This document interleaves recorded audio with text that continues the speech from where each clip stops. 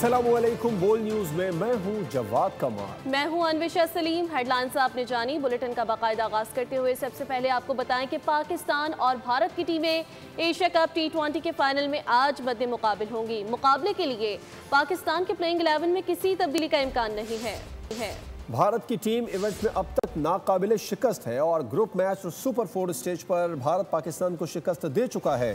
Green shirts final में जगमगाती कारकर्दगी दिखाकर सब हिसाब बराबर करने के लिए पुरअज़्म है।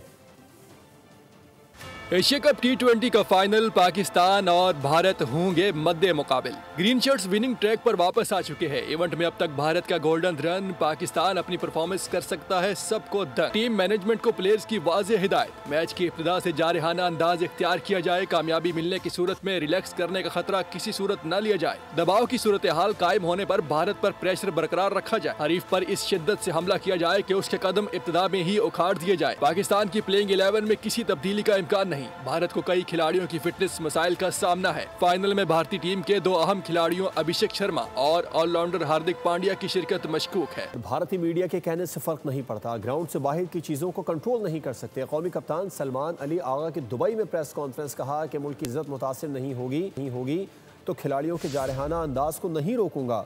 जारहाना अंदाज जहां से भी आए मुझे कोई मसला नहीं।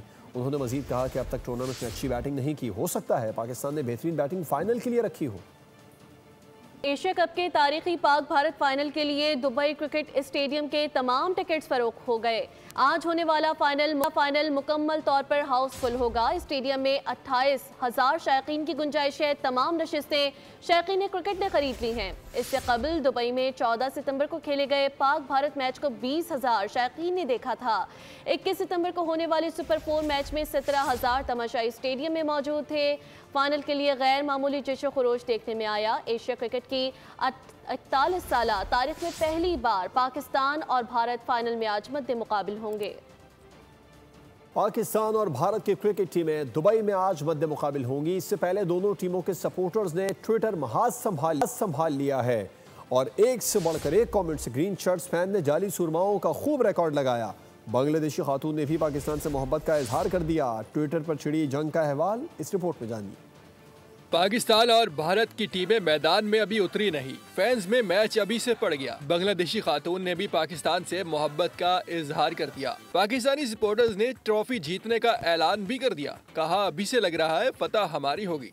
एक ट्विटर सारिफ ने जीत पर सेलिब्रेशन का समा पेश किया। देखने वाले कहा लगाए बगैर न रह सके। एक मद्दाह ने पाकिस्तान टीम को जीत का फार्मूला बताया। कहा अभिषेक शर्मा को आउट करो, बाकी इंडियन टीम आसानी से शिकार हो जाएगी। एक भारतीय शहरी ने BCCI मोदी हुकूमत को भरपूर चुटकी भरी। बाइकआउट का चूरन बेचने से लेकर फाइनल खेलने तक की मुनाफकत का पर्दा चाक किया। फाइनल में पहुंचकर रुकना हमारी शान नहीं। भारत को मौका हक में शिकस्त दी। अब क्रिकेट के मैदान में भी धूल चटाएंगे। पाकिस्तानियों ने जीत के जश्न की तैयारियां भी कर ली। कौमी टीम के लिए नेक तमन्नाओं का इजहार। कहते हैं एशिया कप के फाइनल में पहुंच गए हैं, अब जीत तो बनती है। कि जैसे हमने उनके राफेल गिराकर वो ट्रॉफी पाकिस्तान के नाम हुई है, वैसी एशिया कप की भी ट्रॉफी पाकिस्तान के नाम होगी। टॉस जीतना चाहिए, टॉस जीत के बॉलिंग का फैसला करना चाहिए। पहले इंडिया को इंशाल्लाह ये 150-140 तक ऑल आउट करना चाहिए। इस मैच से उम्मीदें तो बहुत हैं कि पाकिस्तान जैसे तैसे पहुंच गया है, लेकिन अगर जीत जाएंगे तो बहुत दिल खुश होगा। हमारी तो फुल तवक्कुआत हैं पाकिस्तान की टीम पे, बट हम यही दुआ करेंगे कि जीत जाएं, क्योंकि 2 मैचेस के बाद अब एक तो I think so come back देना चाहिए जहाँ पे इंडिया को एक जवाब मिले। पाकिस्तान जीते या हारे, वी लव पाकिस्तान ऑलवेज। कल जो इंडिया की परफॉर्मेंस थी वो काफ़ी शेकी थी। ये हमारे लिए एक प्लस पॉइंट है और कॉन्फिडेंस के साथ जाना चाहिए। Best of luck to our team और अल्लाह करे हमारा सर फखर से बुलंद हो और अल्लाह ताला हमारी मदद फरमाए। पाकिस्तान और भारत का सुपर 4 मरहले का मैच बहुत कलरफुल रहा। मैच में खिलाड़ियों के दरमियान गर्मा गर्मी समेत मुख्तलिफ वाक़यात ने खूब रौनक मेला लगाया। एसाबी तनाव से भरपूर प्रेशर सिचुएशन में जज्बात का गलबा रहा। सूर्या कुमार के सलमान आगा से मुसाफहे से इज्तनाब से तनाज़ात का तूफान शुरू हुआ। इख्तिताम अभिषेक शर्मा और हारिस रऊफ के दरमियान तकरार पर हुआ। पाक भारत मैच हो और मामूल की कार्रवाई तक महदूद रहे, ऐसा कैसे हो सकता है? इस बार भी शोडाउन हुआ और भरपूर हुआ। इब्तिदा सूर्या कुमार ने की। टॉस के मौके पर सलमान आगा से एक बार फिर मसाफे से कतराकर उन्होंने भड़कते शोलों को मजीद हवा दी। भारतीय तमाशाइयों की मुसलसल खबासत पर हारिस रऊफ के एक एक्शन ने पड़ोसियों की बोलती बंद कर दी। फरहान के गन शॉट सेलिब्रेशन पर पूरे भारत में सफे मातम बिछी। फखर जमान का इंतहाई मतनाजा आउट, एक ऐसा फैसला जिसने जेंटलमैन गेम को रुस्वा और उसका दामन दागदार कर दिया। अभिषेक शर्मा अपनी औकात भूला तो हारिस रऊफ ने उसको याद दिलाया कि दिमाग कैसे सेट किया जाता है। क्रिकेट जुनून के सामने भारतीय इंतहा पसंदी ढेर हो गई। बायकॉट का नारा लगाने वाले अब फाइनल मैच बड़ी स्क्रीन पर दिखाएंगे। पाक भारत फाइनल मैच भारत में 100 से ज्यादा सिनेमा घरों में दिखाया जाएगा। इससे कबल भारतीय इंतहा पसंदों की जानिब से मैच के बायकॉट का मुतालबा किया जा रहा था। भारत के खिलाफ मैच के दौरान 6-0 का इशारा। आईसीसी का हारिस रऊफ पर आयद जुर्माना चेयरमैन पीसीबी मोहसिन नकवी खुद अदा करेंगे।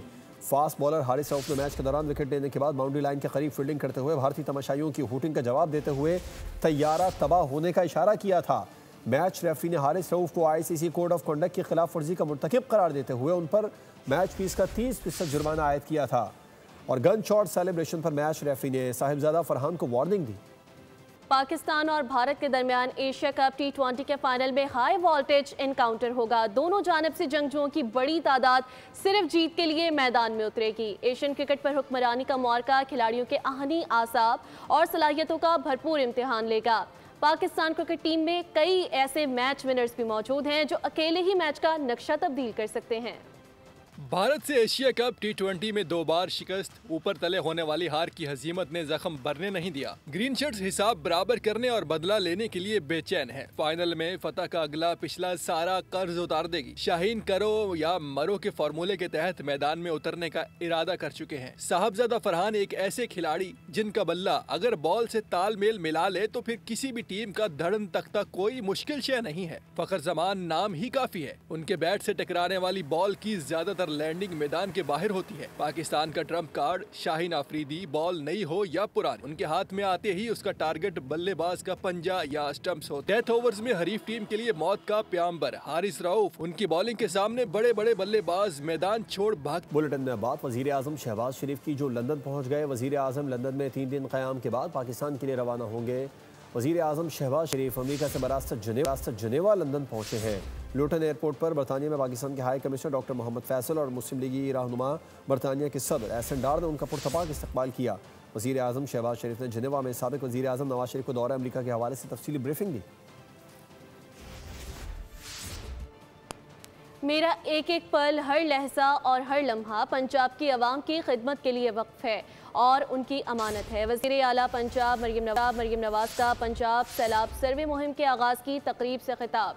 तनकीद करने वालों को आड़े हाथों ले लिया। बोली, पंजाब का काम सबको नजर आ रहा है। बातें करने से अच्छा है कि अपने सूबे पर तवज्जो दो। सैलाब ने पंजाब में तबाही मचाई। सलाम पेश करती हूँ अपनी पूरी टीम को जिन्होंने सैलाब से मुतासरा आवाम का साथ नहीं छोड़ा। काम करके पंजाब की हुकूमत को अपने लोगों का एहसास होता है। वो अपने महलों में सोते नहीं है, बाहर निकल के अवाम के साथ, अवाम के दरमियान में मौजूद होते हैं। वो जिम्मेदारी अल्लाह ताला की जो ये अवाम है उसकी अमानत है। उसका पल पल, मेरे दिन का पल पल, हर लहजा हर लम्हा पंजाब के अवाम की खिदमत के लिए वक्फ है और उनकी अमानत है। पंजाब की पूरी काबीना, पंजाब का हर डिपार्टमेंट सैलाब में घिरे अवाम की खिदमत की, उनको बचाने के लिए। मैं उन सब को पंजाब के अवाम की तरफ से और पाकिस्तान के अवाम की तरफ से दिल की गहराइयों से शाबाश देना चाहती हूँ। पंजाब में सैलाब शिकायतों के अंबार। पीपल्स पार्टी ने इत्तेहादी नून लीगी हुकूमत को एक बार फिर निशाने पर रख लिया। नदीम अफजल चंद ने हुकूमत को शाहाना अखराजात कम करने का मशवरा दिया, साथ ही नाअहल भी कह दिया। पलवशा खान और हुमायूं खान बोले, पीपल्स पार्टी की क़यादत ने जो मुतालबात किए हैं वो पूरे किए जाएँ। इत्तेहादी होने का ये मतलब नहीं कि हमने यजीद के हाथ बैत कर ली है।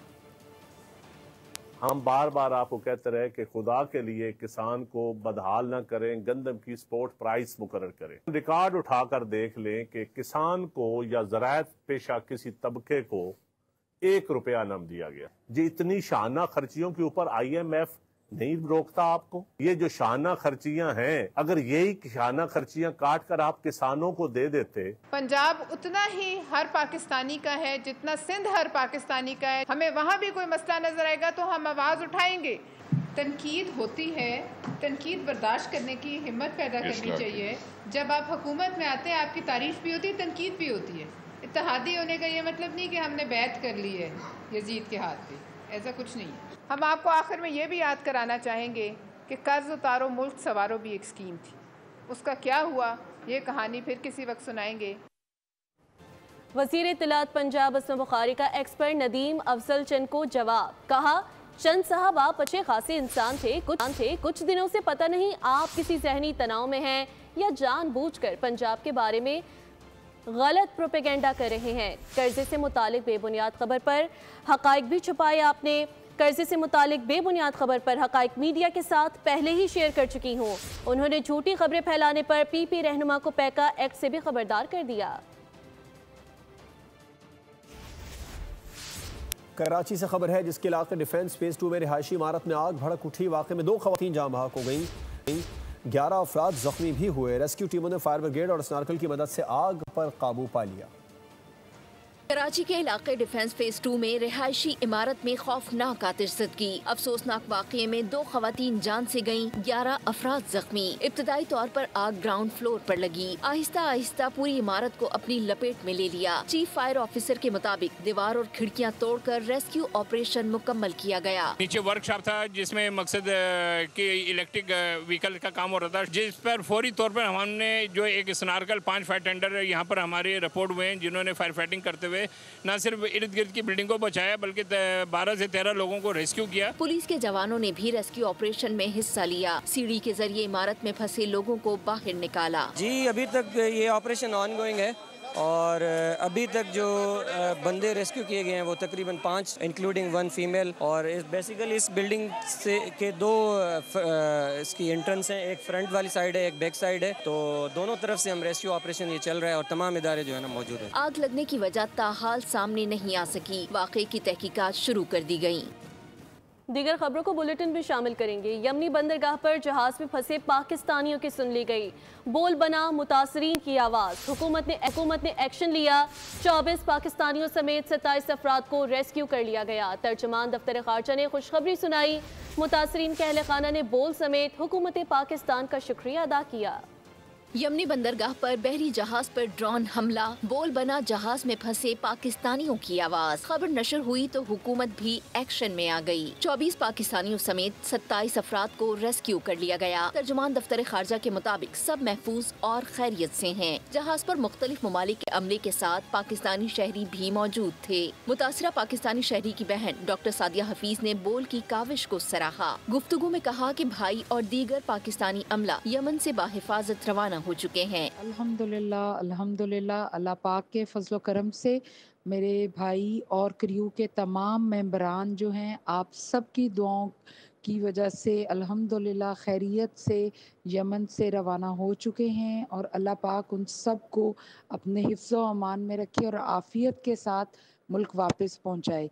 बोल न्यूज़ का शुक्रिया अदा करना चाहूँगी जिन्होंने हमारी आवाज़ को सबसे पहले आप सब तक पहुंचाया। आला हुकाम का शुक्रिया। 17 सितंबर को हमले के बाद तेल बरदार जहाज में आग लग गई थी। एक बार फिर कराची से खबर जिसके इलाके क़य्यूमाबाद में निजी यूनिवर्सिटी के सामने कचरे का डंपिंग पॉइंट शहरियों के लिए वबाल जान बन गया है। तलबा और रिहायशी शदीद बदबू और गंदगी से परेशान हैं। साद गुजर की रिपोर्ट देखिए। ये है कराची की मसरूफ सड़क डिफेंस व्यू रोड, जहां कई 100 मीटर तक सड़क की एक जानिब सैकड़ों घर और दूसरी तरफ कचरे के ढेर। इलाका मकीन, तालिब इल्म और राहगीर कचरे से उठते ताफुन से परेशान हैं। निजी यूनिवर्सिटी के सामने कचरे के बड़े डंपिंग पॉइंट से न सिर्फ तालीमी माहौल मुतासिर हो रहा है बल्कि सेहत आमा के मसाइल भी हैं। हम यहाँ से स्कूल जाते हैं, हमारी गाड़ियों में कचरा गिर जाता है। जब सुबह स्कूल जा रहे होते हैं, वैन का इंतज़ार करते हैं ना, तो बदबू इतनी आती है और जब हवा इस तरफ की चलती है तो घरों में स्मेल आती है। हम तो खिड़कियां बंद करते हैं। चलती हुई गाड़ी के ऊपर कचरा गिर जाता है ना, और वैसे भी जो उठाते हैं उनके ऊपर न कोई शावर होता है न कुछ होता है, तो सारी मतलब गंदगी जाती जा रही है। शहरी कहते हैं कि कचरे के ढेर से मच्छरों की बहुतायत जबकि बीमारियां फैल रही हैं। तो मच्छर, धुआं और स्मेल से तो हमारा ये घर है और ज़िंदगी अजीरन हुई है। ये सिंध सॉलिड वेस्ट मैनेजमेंट वालों को चाहिए यहाँ से लेके जाएं। रिहायशी एरिया में कहाँ इन्होंने कर दिया है। कोई बंदा ना जा सकता है ना आ सकता है, और बच्चों के साथ तो और ज़्यादा मुश्किल हो जाता है, क्योंकि यहाँ बच्चे तालीम के लिए जाते हैं, वो परेशान अलग हो जाते हैं, बंदा क्रॉस करता है वो अलग हो जाते हैं। इलाका मकीन बारहा शिकायत कर चुके, लेकिन बल्दियाती इदारे संगीन मसले पर तवज्जो नहीं दे रहे। माहिरीन के मुताबिक ये डंपिंग पॉइंट कराची में माहौलियाती आलूदगी बढ़ा रहे हैं। शहरियों और तलबा ने मुतालिका हुक्काम से कचरा हटाने का मुतालबा किया है। अफसोस, जहां इल्म का चिराग रोशन होना चाहिए वहां बदबू, गंदगी और कचरे के ढेर का तासुर दिया जा रहा है। कैमरामैन यूसुफ सुल्तानी के हमरा साद गुज्जर, बोल न्यूज़, कराची। महंगाई और टैक्सेस के मारे शहरियों के लिए दूध की कीमतों में मनमाने इजाफे की तैयारी। सर्द मौसम में दूध की प्रोडक्शन बढ़ जाती है, उसके बावजूद डेयरी फार्मर्स एसोसिएशन ने दूध की कीमत में 50 रुपये फी लीटर इजाफे का मुतालबा कर दिया है। प्रेस कॉन्फ्रेंस में ओहदेदारों ने कहा कि 1 सितंबर को कराची कमिश्नर को दरख्वास्त की थी, अभी नया नोटिफिकेशन नहीं हुआ है। हमारा 30 करोड़ रुपए का लॉस हो रहा है। हमने इन जानवरों को खिलाना है, चाहे हम भैंसें बेचें, जो हमारे एसेट हैं वो बेचें, लेकिन कब तक हम ये लॉस करेंगे। हम मज़ीद ये मुतहम्मिल नहीं हो सकते। मैंने 1 तारीख को 1 सितंबर को कमिश्नर कराची को लेटर लिखा था, जो उनसे गुजारिश की थी कि इसको आप देखें और नोटिफिकेशन करें नया, लेकिन आज 26 तारीख हो गई है, अभी तक नया नोटिफिकेशन नहीं हुआ। कराची में कॉर्पोरेट पाकिस्तान ग्रुप के ज़ेर एहतमाम साबिक चेयरमैन FBR शब्बर जैदी की खुद नविश्त 32 ऑनकार रोड की शानदार तकरीब रोनुमाई तारीखी मोहटा पैलेस कराची में मुनक़्क़िद हुई। तकरीब इल्मी, अदबी और समाजी हलकों की मुमताज़ शख्सियात का हसीन इम्तिजाज थी, जहाँ मुक़र्रीन ने न सिर्फ किताब के मंदरजात पर रोशनी डाली, बल्कि शब्बर जैदी की ज़िंदगी, खिदमात और इस्लाहाती ख़यालात को खिराज तहसीन पेश किया।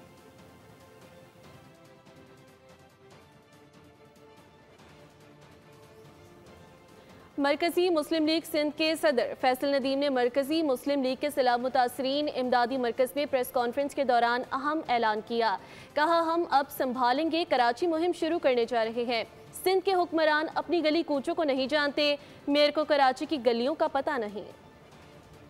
हैरान हो जाता हूँ कि हमारा मेयर कहता है या हमारे वज़ीर आला साहब कहते हैं कि जब बारिश रुकेगी तो फिर हम निकलेंगे और फिर हम देखेंगे कि क्या हुआ है और फिर उसके हवाले से कोई काम। हमारे पास ये सूरत हाल नहीं है।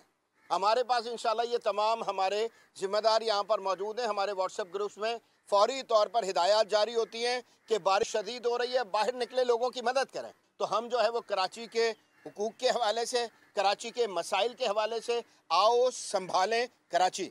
मैं इंशाल्लाह अपना स्लोगन आपको बता देता हूँ, आओ संभालें कराची। इस हवाले से इंशाअल्लाह अज़ीज़ एक ज़बरदस्त किस्म की मुहिम शुरू करने जा रहे हैं। हर गली से आवाज़ उठाएंगे, हर महल्ले से आवाज़ उठाएंगे, हर सड़क से आवाज़ उठाएंगे, हर जगह से आवाज़ उठाएंगे। टवल में मुख्तलिफ खेलों के मुकाबले हुए। सेक्रेटरी स्पोर्ट्स सिंध मुनव्वर महिसर, साबिक क्रिकेटर मोइन खान और ओलंपियन कमर इब्राहिम ने बतौर मेहमान खुसूसी तकरीब में शिरकत की। इवेंट में क्रिकेट और फुटबॉल के अलावा swimming, snooker, table tennis, badminton और मुख्तलिफ गेम्स के मुकाबले मुनक़्क़िद होंगे। फेस्टिवल का फाइनल 18 अक्टूबर निश्चर पार्क में मुनक़्क़िद होगा।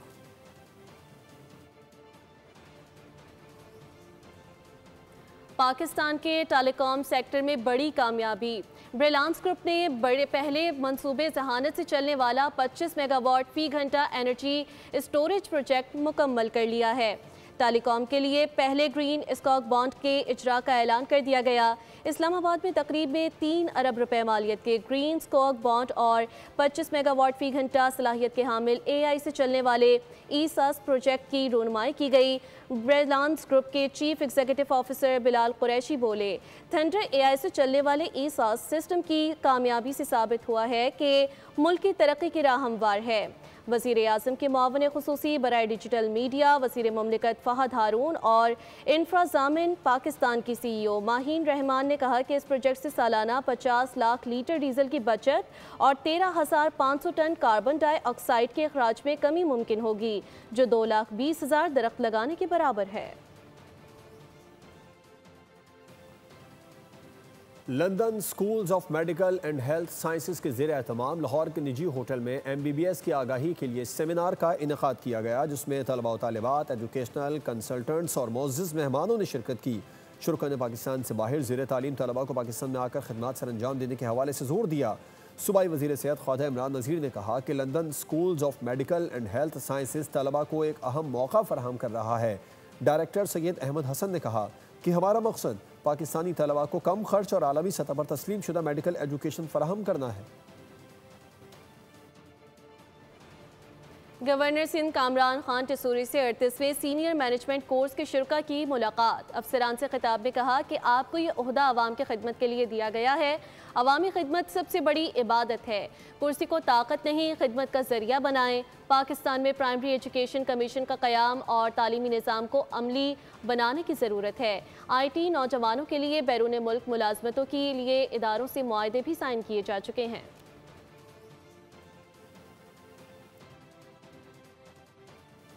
दुनिया भर की तरह पाकिस्तान के सयाहती मकाम मलिका कोहसार मरी में भी टूरिज्म डे मनाया गया। पतरे आटा में खूबसूरत तकरीब सजाई गई। सेमिनार का इनेकाद भी किया गया। मरी से आरिफ सईद की रिपोर्ट देखिए। मलका कोहिसार मरी में भी यौम सयाहत मनाया गया। मारूफ तफरीही मुकाम पुतरियाटा में पुरवकार तकरीब सजाई गई। स्कूल के बच्चे और महकमा टूरिज्म के अफसरान और जवानों ने गार्ड ऑफ ऑनर पेश किया। तकरीब में MNA मरी, राजा उसामा अशफाक सरवर और MPA बिलाल यामीन समेत दीगर ने शिरकत की। सयाहों को बेहतर सहूलियात फरहमी के लिए किए जाने वाले पंजाब हुकूमत के इक़दामात से आगाह किया। ग्लास वॉकिंग ब्रिज बन रहा है और इसके साथ साथ रोड इंफ्रास्ट्रक्चर, हॉस्पिटल्स और ट्रैफिक का निज़ाम बेहतर करेंगे कि जितने टूरिस्ट आएँ उनको हम बेहतर से बेहतर सहूलियात दे सकें। मरी को सयाहत के हवाले से मुनफरिद मकाम हासिल है। मौसम गर्मा हो या बर्फबारी का मौसम, यहाँ पूरा साल मुल्क भर से आए सयाहों का रश रहता है। सयाह यहाँ के दिलफरेब मौसम और खूबसूरत नज़ारों को देखकर खूब लुत्फानंदोज होते हैं। हुकूमत पंजाब सयाहों को मजीद बेहतर सहूलियात फराहम करने के लिए कोशां है। नौजवान पाकिस्तानी गोल्फर साद हबीब श्रीलंकन एमेचर गोल्फ चैंपियनशिप के फाइनल में पहुंच गए। सेमीफाइनल में साद हबीब ने मेज़बान मलिक श्रीलंका के रिशान अलागामा को शिकस्त दी। फाइनल में साद हबीब का मुकाबला श्रीलंका के एक और गोल्फर चनाका परीरा से होगा जो 36 होल्स पर खेला जाएगा।